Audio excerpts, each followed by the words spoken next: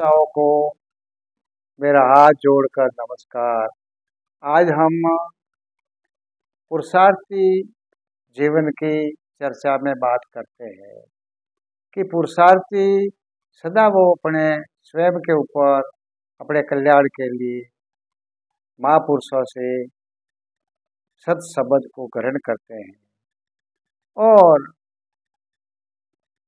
अपने आप पर इतना विश्वास करते हैं, उन वचनों के ऊपर इतना विश्वास करते हैं, विश्वास ही विश्वास से वो एक शब्द बड़ा पेड़ बड़ा दरख्त बन जाता है और उसके अनंत फल आते हैं, जैसे अर्थ धर्म काम और मोक्ष, और इनके साथ में जुड़ने वाले अनेकों प्रकार के जो सुख देने वाले ज्ञान देने वाले सभी प्रकार के गुण प्रकट होते हैं और ये गुण जीव मात्र के उपयोगी होते हैं।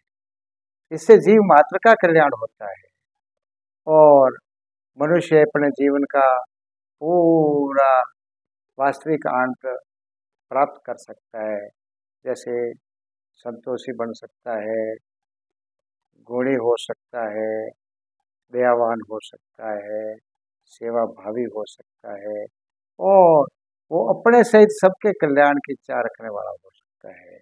इसलिए आप कृपा करके इस वीडियो को पूरा देखें और इससे लाभ प्राप्त होगा, इसी आशा के साथ में वीडियो शुरू करते हैं। वशिष्ठ जी महाराज श्री राम जी को कह रहे हैं, हे राम, संसार में कर्म ही मनुष्य को जैसा कर्म वैसा फल देता है, इसलिए कर्म को ही सावधान होके अच्छी तरह समझ के मनुष्य को करना चाहिए। जैसे संत महापुरुष शास्त्र जो वास्तविक सच्चा मार्ग बताते हैं और सत्य शब्दों का वो आह्वान करते हैं, उनको चेष्टा से उन्हीं शब्दों को अपनी चेष्टा से अपने ऊपर लागू करना चाहिए। जैसे कायक वाचक मानस हो, काया से मन से और वाणी से उनका पूरा पूरा पालन करके जो हमारे अंदर विषय वासनाओं है जो हमें जगत के बंधन में डालती है, उनके ऊपर पूरा पूरा अनुसाधन लगा कर पूरा पूरा प्रतिबंध लगा के विषयों से अंतर्मुख कर देते और अभ्यास और वैराग्य से उनका अच्छी तरह से अभ्यास करें, वही सुख में काम है, उसी से पुरुषार्थ कहा गया है, वही मनुष्य का जीवन सफल करने वाला मुख्य काम है जो मोक्ष तक पहुंचा देता है। और इससे कई मनुष्य, कई जिज्ञासु, कई संत कृतार्थ हुए हैं और जो मनुष्य शास्त्र के विरुद्ध मन गठित कार्य करता है और मूढ़ों की संग से जो कार्य करता है, वो अपने आप को शत्रुता के रूप में अपने आप को अधोगति में डाल देता है और जीवन भर दुखों पे दुख आता है और वो दुखों के सागर में डूबो रहता है और उसका पूरा जीवन ही अपने आप से वो नष्ट करवा देता है। इसलिए हे राम, शास्त्रों के साहित्य सत्पुरुषों के वचन के ऊपर जो हम अडिग रहेंगे तो हमारा जीवन बदल जाएगा और आगे अनेकों का बदल रहा है। आगे सत्य वचनों से, गुरु वचनों से, शास्त्रों से अनेकों का जीवन बदल गया है और बदल कर उन्होंने जगत के अंदर ख्याति पाई है। ऐसे हमारे भक्ति मार्ग में भी कई संत आते हैं जिन्होंने इसी मार्ग को पकड़कर, इसी मार्ग के ऊपर चलकर ख्यातियां पाई है। एक उत्तर प्रदेश में कमलेकर गांव में एक गोपाल चरवैया नाम का एक संत हुआ। वो पढ़ा लिखा नहीं था और न कभी कीर्तन कथा में गया और न कभी संतों की संगत की, लेकिन उसके भाव बड़े निर्मल थे और बड़ा सीधा था, सरल था तो कहीं से उसने सुना कि राम नाम से ही जीवन का कल्याण होता है और सबसे उत्तम कर्म राम नाम ही है संसार में। तो वो रोज सुबह शाम गायों में जाता तो और कहीं भी जाता तो राम राम करता रहता था।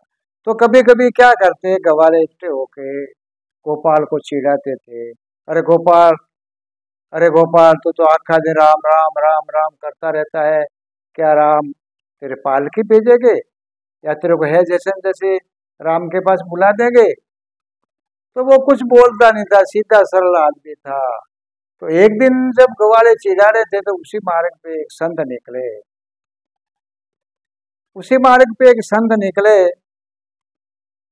तो संत ने ये सब सुना तो उन्होंने ग्वालों को थोड़ा कहा, ये भाइयों तुम जरा विचार करो, ये भाई जो राम राम कर रहा है और उसको ही तुम उल्टे मार्ग पे चढ़ा रहे हो, ये तुम्हारा कहना ठीक नहीं है, क्योंकि राम नाम से सभी कृतार्थ हैं और सबसे उत्तम काम राम राम का ही है, इसलिए ऐसा ना करो। और ये भाई जैसा राम राम करता है ऐसा कर रहे तो, और आपको इसमें कोई लेना देना नहीं, आप करो। तो गोपाल इस बात से बड़ा प्रभावित हुआ, महाराज की बात से, और उसने कहा कि महात्मा जी आप मुझे भगवान मिलने का रास्ता बताओ और आप मेरे गुरु बनो। तो वो संत महात्मा कहे, नहीं गोपाल, तेरे को संत कोई आएगा, गुरु के रूप में आएगा और तेरे को मार्ग बताएगा, मैं नहीं बताऊंगा, मैं तो अभी निकल रहा हूँ, जा रहा हूँ। इसलिए तो तेरी जो तीव्र निगन है उसको मत छोड़ना, राम राम करना, तेरे को संत जी मिलेंगे और भगवान पाने का मार्ग बताएंगे। तो गोपाल बड़ा ही खुश हुआ और उसको रोज करता था, उससे भी ज्यादा वो राम राम करने लगा। और जब उसकी पत्नी उसको भात लेके आती, भोजन लेके आती, तो भोजन करने के बाद में बस गुरु महाराज का इंतजार ही करता था कि संत जी ने कहा है कि एक संत के वेश में जो मनुष्य है, पुरुष आएंगे, वो गुरु ही है, उसको तो गुरु बना देना, तो कब मिलेंगे, वास्तव में वो आएंगे, ये बात पक्की है। ऐसा रोज वो इंतजार करता था और राम राम करता था।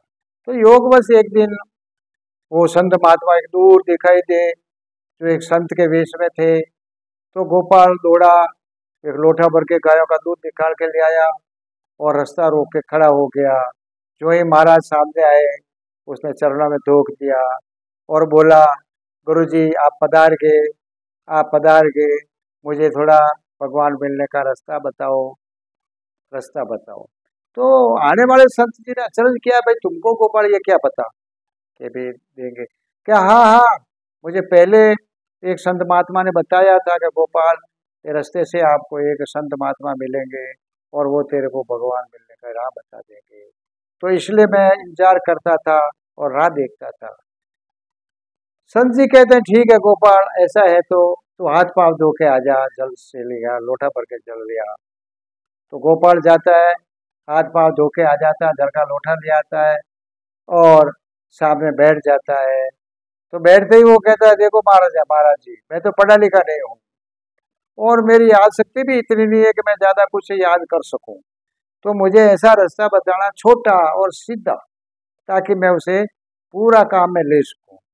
तो महाराज पूरी समझ गए इसके जीवन की बात को। तो कह ठीक है गोपाल, तू रोटी कब खाता है? कि मैं सुबह मेरे घर से भात आते हैं, रोटी आती है, तो मैं रोटी खाता हूँ 10-11 बजे और शाम को घर जाके खाता हूँ, और घर से नहीं होती तो वो घर से ले आती है, मैं या वाड़े में ही सो जाता हूँ। तो अच्छा, घर नहीं जाते हो? कि नहीं, मैं यहाँ वाड़े में सोता हूँ, कभी कभी चला जाता हूँ। तो तू ऐसी करना, रोटी खाओ उस समय में, रोटी में से भगवान के लिए कुछ भोग रखो और जब वो भगवान भोग लगावे जब तू खा लेना। कि हाँ हाँ महाराज, ये तो मुझे याद रह जाएगा और ये तो मेरी पक्की बात होगी, ये तो मैं याद रख लूंगा, जब भगवान भोग लगा लेंगे तो मैं रोटी खा लूंगा। हाँ ये बात पक्की है भाई गोपाल।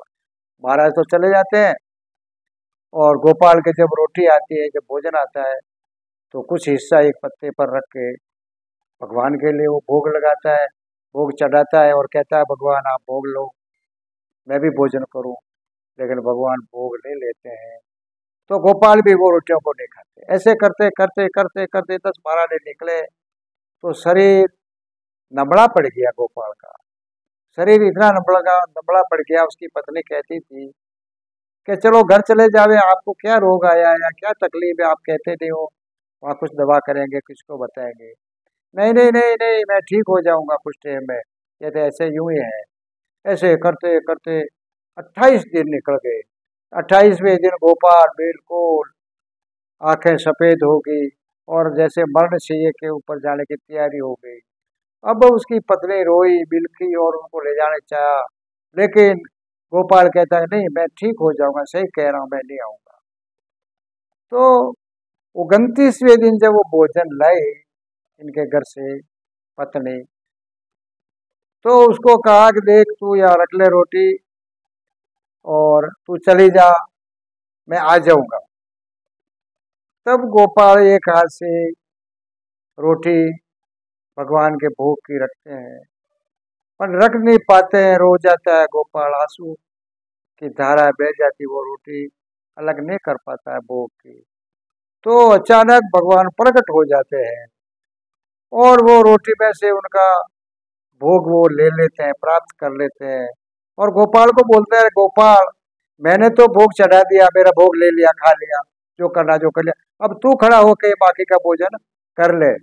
तो गोपाल एकदम बिल्कुल पड़ा हुआ था, मरण शैया पे पड़ा वैसे पड़ा था, लेकिन वो एक शब्द से चेतनता आ गई, एकदम वो घुटने पे बैठ गया और परमात्मा को नमस्कार किया, चरणों में माथा टेका, रोते रोते बोला प्रभु आप मुझे आगे, मैं खुश हो गया।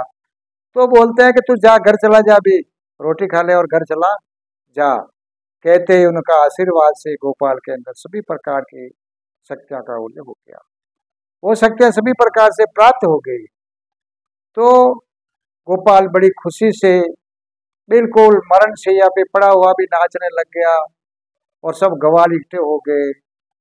और अपने घर जाके भी उसने कह दिया कि बस अब मुझे सभी प्रकार के जो कठिन मार्ग थे, मेरे जीवन में जो अंधेरापन लग रहा था, अकड़ापन आ रही थी, सब दूर होगी, प्रभु की कृपा होगी, प्रभु ने मुझे दर्शन दे दिया और मैं आज कृतार्थ हो गया हूँ, मुझे सब प्रकार के ज्ञानों का मार्ग खुल गया है। तो वास्तव में सच्चे लगन से भक्ति करने से परमात्मा कृतार्थ है, कृतार्थ कर देता है, लेकिन लगन सच्ची होनी चाहिए।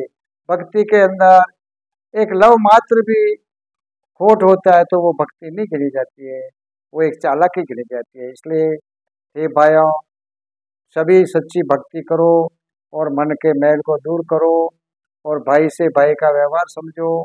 बस इसी आशा के साथ में सदगुरुदेव की जय, गोपाल महाराज की जय हो, आज के आनंद की जय हो।